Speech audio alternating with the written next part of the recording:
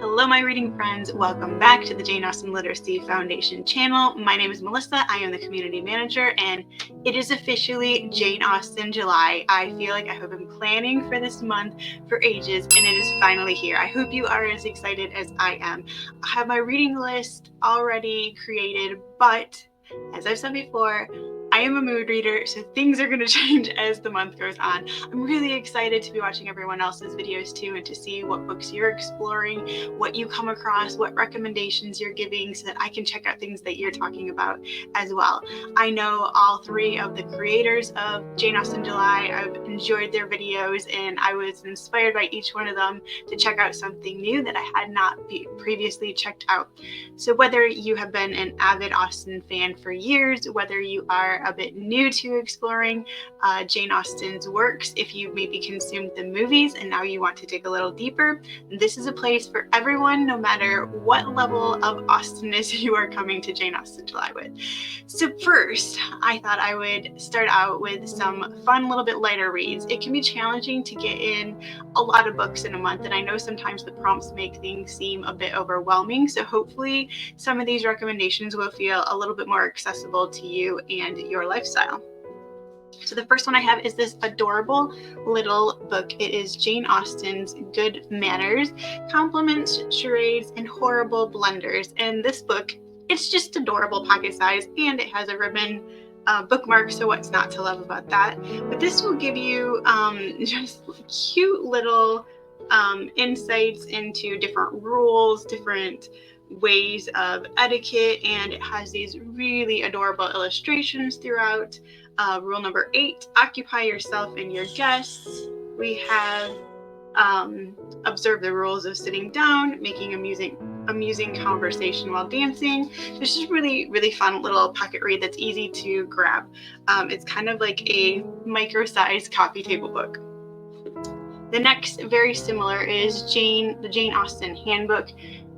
Similar style. This is just some fun how to plan a dinner party. We have a breakdown of men's attire, if you can see that there. We have how to be a bride. We have how to behave at a ball. Just lots of different things. This one has like types of dances, so if you're looking to maybe expand your knowledge of Regency era terminology, this would be a great little one to pick up. Next, let's dive into some fashion. I think it would be really fun to explore a bit more about fashion during the Regency. Austen doesn't really give a lot of description for clothing in her books, so if you love reading her books, but you want to kind of visualize what maybe the characters would have looked at, I have 3 books for you that are fashion related. So if you want something really tiny and easy to handle, this is, I'm going to focus, Fashion in the Time of Jane Austen. And as you can see, it's just a teeny little book. You might have to really hunt this one down. I've had it for a little while, but as you can see, lots of great illustrations throughout, and I mean, how stunning are these outfits? I can totally picture Miss Bingley wearing one of these. We also have men's attire included as well. Lots of descriptions, lots of gorgeous visual images. So this is a great little fashion book to pick up. Then if you want something a little bit heftier, we have this. This is Style. Jane Austen in Style. This one goes a bit more into homes, what they would have looked at, and it's not as easy of a read, but it's really going to teach you a lot, and it does have these huge pictures on some of the pages. But we have interior styles, we have country homes. This one's really going to take you through style in general, as far as fashion and household style. We have entertainment, have vehicles. It kind of is a very comprehensive look in covering it all. And then we have, come here, Lily.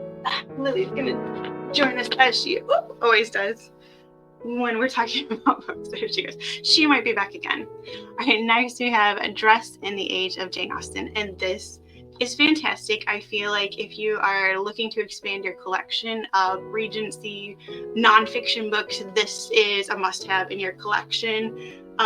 Hilary Davidson has given a lot of talks. If you want to look up videos and search for her, you should be able to find some of the lectures that she has given, but this is as comprehensive as you are going to get in a book. Talks about shopping. I mean, it has it all. So this one obviously is not a sit down and read through the whole thing. It's more of a pick it up and grab and enjoy a chapter at a time, but I highly recommend adding this one to your collection.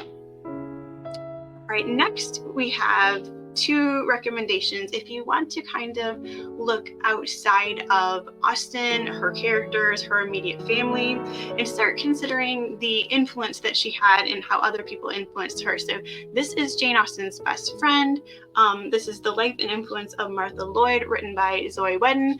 Zoe is one of our ambassadors for the Jane Austen Literacy Foundation. We had her on and she talked to our community and we got to ask her so many questions. It was a lovely talk. I learned so much in that hour that we had with Zoe, and we actually ran over because everyone was having such a lovely time asking her so many questions and really learning. It felt like I left knowing more about Austen, the person, the daughter, the friend, the just the essence of her and her relationships with people outside of her family. So much more. Like often we're talking about her writing and her characters, and it just really brought her to life for me in a new way. So if you do enjoy getting to talk with authors and group chats where you can ask them questions or you can write in questions that we can ask if you can't make it live, consider checking out our community space.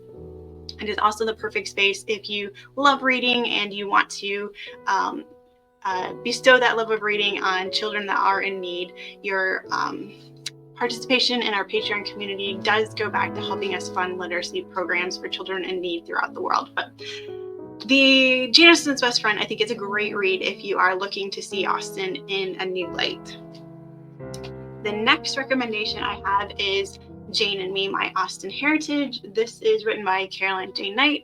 Caroline is the founder of the Jane Austen Literacy Foundation, but I included this one because I think it is really fascinating to see how Jane Austen's life has had this ripple effect on people for generations and generations to come. Caroline was the last of Jane Austen's nieces to grow up in Chawton House, and it is really a treat to hear her life and her perspective on being someone that has come generations after Jane Austen and the influence that had on her life and her childhood and growing up. So highly recommend Jane and Me. All right, next I have, this I have not read, so I cannot give you my personal recommendation, but it's called Camp Austen, My Life as an Accidental Jane Austen Superfan. And this is going to be on my reading list for the month. It is just an itty bitty book as well. But I thought this was so outside of who you think of writing the typical Jane Austen-y superfan sort of book, and that intrigued me so much I grabbed it from the library, and I'm really excited to check this one out. If you have read this and you have thoughts, let me know please in the comments. I would love to know. All right, next up we have, again, a unique perspective as a Jane Austen fan, but this is a Jane Austen education, How 6 Novels Taught Me About Love, Friendship, and the Things That Really Matter. I read this years ago. See if I hold it a little closer if you can see. I read this years and years ago, and I remember having kind of mixed feelings, but I was not sorry that I read it. I really enjoyed it. I really enjoyed his voice and the sort of different perspective that he told his story of being an Austen fan from. So consider checking this one out if you're looking for a nonfiction book about Austen and her influence to read this month. Next, a little bit different way to view Austen for this month, I think, would be Jane Austen's England, a travel guide. I mean, why not, from the comfort of home, feel like we are traveling to England? Maybe you live there and it's an everyday experience for you, lucky you, but for those of us that are not in England and cannot easily get to all of the lovely Jane Austen sites, I thought it would be fun to take a trip in a book. and enjoy this travel guide. It's really fun to just experience some of the places, and a lot of times you can look them up online as well and do like a virtual tour, which is really fun, and I think that would add a little bit of a unique perspective to your Jane Austen July. Next, we are going to get into the little bit heavier books. These, I would say, especially if you are not typically a nonfiction reader, the best way is to just pick a chapter that sounds exciting to you and read it a chapter at a time. I don't think that we need to read an entire book to get something out of each book that there is out there. Sometimes it's okay to just partake a little bit of it and then let it go and enjoy the aspect that you read and that you were interested in. So the first one I have is this gorgeous Jane Austen's England, Daily Life in the Georgian and Regency Periods. This one has a lot of information to get through, but as I said, pick an aspect that appeals to you and explore it, see if it takes you down a little trail of other things to check out, and just enjoy. The next is the Regency Years, during which Jane Austen writes, Napoleon fights, Byron makes love, and Britain becomes modern. Again, just a fascinating read, so many great chapters. I really love the way that this book is broke up into the chapters with titles to them, so that you can really decide what you want to explore. Theaters of entertainment. It has crimes, punishments, pursuits of freedom, expanding empire, and waging wars. So fascinating read to check out. Then next we have the Time Traveler's Guide to Regency Britain. This one really kind of gives you that sense of what life was like in the Regency era.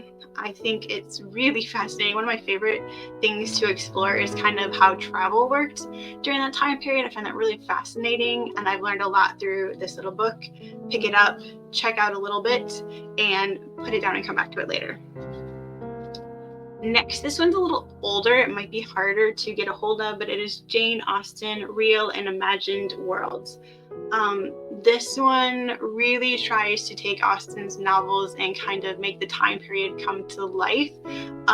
It is not as easy of a read.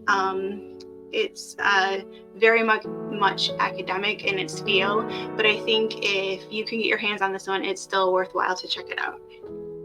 All right, so that wraps up the heavy reading, from fun to heavy reading. I did want to give a few recommendations if you have younger kids in your family, or you have nieces or nephews, or you just want a really light read to check out.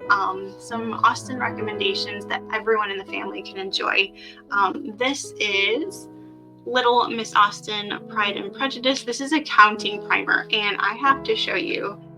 It has one English village. My favorite page, let's see if I can find it here, is 4 marriage proposals, and I don't know, let me find the camera here, if you can see Mr. Collins and Lizzie, and it says we shall marry, and Lizzie saying no way. And this one cracks me up every time, and even though I know this is made for little kids, I still absolutely enjoy this one. The next one I think would be great if you have a little bit older of a child that's getting into Austen. Jane Austen, or Jane Was Here is what it's called. And this one just has amazing illustrations, and it's fun to just point out things and check them out, and it has a lot to take in. I think this is one of those books that you can pick up and look through and find something completely different that you see every time. It almost feels like the Where's Waldo of Jane Austen, because there's so much to see you don't know where to look. But I think this would be fun for maybe that like 9, 10 and up sort of age range to look at with you. And lastly, I have Ordinary, Extraordinary Jane Austen. This has absolutely stunning illustrations, and it is really fun to introduce someone to the life of Jane Austen. It is a truth universally acknowledged that Jane Austen is one of our greatest writers, and this will give a fun children's look at the life of Jane Austen. Like I said, this one to me, if you have kids, if you have anyone younger that you want to start introducing to Jane Austen, this is the book to get. I absolutely adore it, and I bought this for my niece and I still have yet to gift it to her. I might have to buy a second copy so we can both have our own copies of it, but I just adore this book, and I think it's perfect for anyone that's introducing Austen to someone younger to have in their collection. So that felt like a lot to get through, but I hope that gives you some other books to explore. Remember, check out your library, see if they have them. I did a lot of shopping for these online, found some used, some I did purchase new because they were really important to me to have in my collection as well. But I think there's a variety here that hopefully you will enjoy. I would love to know what is on your list for a nonfiction Jane Austen book to read. Do you typically read nonfiction? Is this pushing you outside of your comfort zone for reading? Is it a prompt that you're even going to skip over? I would love to know that as well. And definitely make sure you click that subscribe button, because I will be sharing throughout the month what I'm reading for Jane Austen July, and if I come across any other finds that I think that you might want to check out and add to your reading list as well, that will be included in some of the upcoming videos. Thank you so much for taking the time to hang out with me. It would mean the world to me if you clicked subscribe, if you click the like button, if you leave a comment. We're really enjoying having so many of you along for the ride. The channel is growing, and that is thanks to you and watching and your support. If you know someone else that loves Jane Austen, if you love historical fiction, if you love supporting reading, consider joining our community and being a part of that as well.